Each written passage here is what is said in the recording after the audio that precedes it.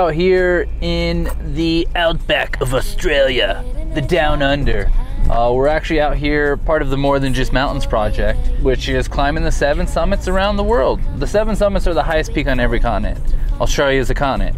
So we're here on this continent to climb the highest peak. Now, it's kind of unique because the highest peak on this continent is only 7,200, 7,300 feet. So a lot of the people that do the 7 summits don't consider it the 7th summit. So they go and climb the highest peak in the Oceania area, which is where we're heading next. We just left Sydney, where we got to see the captain, Cody Sheehan. He is in the hospital right now, so we were able to go spend his birthday with him and kind of cheer him up. I hope cheer him up.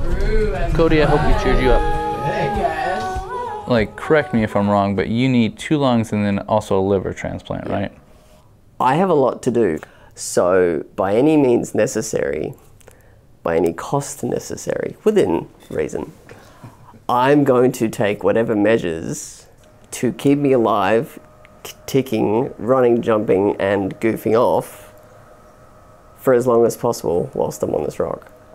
I don't know, Captain. There's something that I've always had this positive mindset with you, and I think that comes from you. Your positivity, your love, your happiness, your energy, it's felt, man. It's felt, and not beyond the CF community. It's felt throughout the world, and that's something that I can always respect from you. I became acutely aware of how good life can be and how utterly fucking shit life can be. And there's a massive gap in that spectrum. People underestimate how important time is, because as a human race, we live, we die.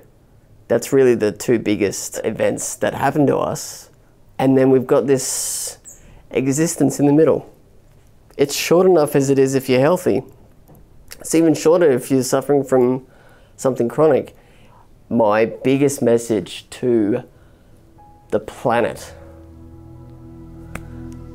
don't waste time, because you can't get it back.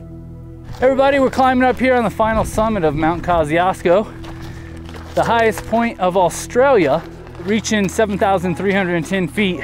After this, myself, adventure filmmaker behind the camera right now, John Birkin, Mark Nolan, are heading up to Bali to meet our guide, Frankie, for our next mountain, where we'll meet him, do a couple permit stuff, fly over to the west side of Papua New Guinea, known as Papua, super remote, and climb the highest point in the Oceania area, just over 16,000 feet, hiking 4 to 5 days through the jungle.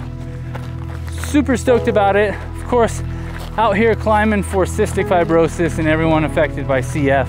It's always cool to see something being done about awareness for a chronic illness in a unique way. If you are giving a lot, then you'll get a lot. But you've got to, don't be afraid to give.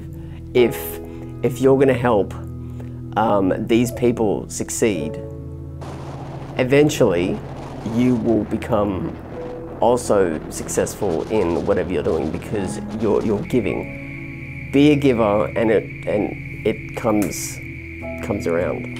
And a lot of people might think that we're just talking about money, but it's not all monetary. Like, no. You give your time. Yeah. Because you can give $30 billion, but if you give an hour of your time, to me, that's equal, because like you said, time is priceless.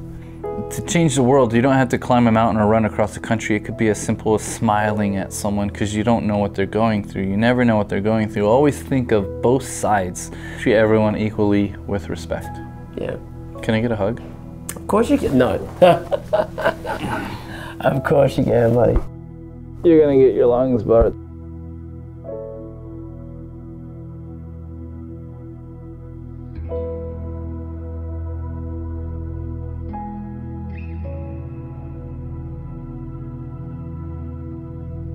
We flew over to Australia to hang out with Cody, and then we had to fly over to Indonesia, to Bali, to meet with our guide. That night at 1 a.m. we had to fly over to Papua, a small little town called Timika. So we had to go around and get our rain boots. And what happened is, you know, us American men have big feet because they didn't really have our sizes, so we had to go with the biggest size that they had.